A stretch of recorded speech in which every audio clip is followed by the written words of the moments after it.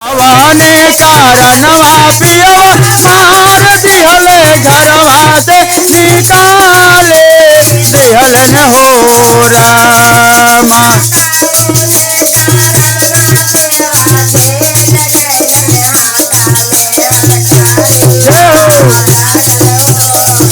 अरे अरे कौने कारणवा पियवा जेल गईले हाथा में हथकड़िया लागल हो रामा।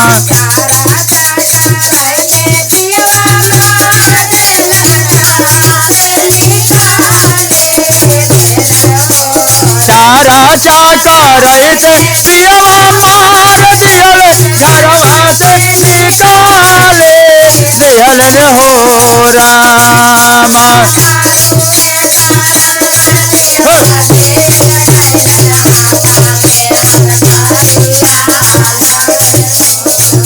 अरे दारू कारणवा पियवा जेल गईले हथकड़िया लागल हो रामा। वे कारणवा पियवा जेल गईले हाथा में हथकड़िया लागल हो रामा। तो कौने भैया रोगावा बनलन हो रामा। अरे कौने भैया बनले पुलिस तो कौने भैया रोगावा बनलन हो रामा।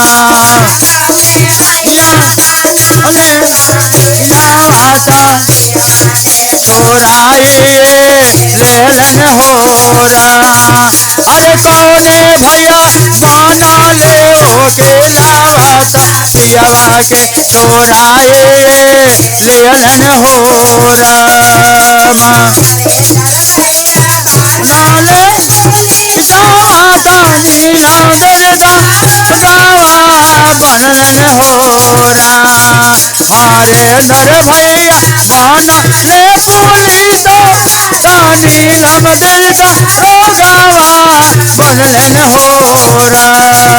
अरे शिवा गोरो बनल ओकिलावा पियवा के चोराए लेलन हो रामा। गोरो नाले ओकिलावा पियवा के चोराए लेलन हो रामा। ओकिलावा पियवा के चोराए लेलन हो रामा। दूसरा में करबई हो रामा। अरे पहला सोचार जाया माल दा दोसारा में तारा जा करब हो रामा। सीताराम नामा देव पर नामा वाता रो हो रामा। राम नामा देव पर नामा देवा गोलावा बनलन हो रामा। देव की जय।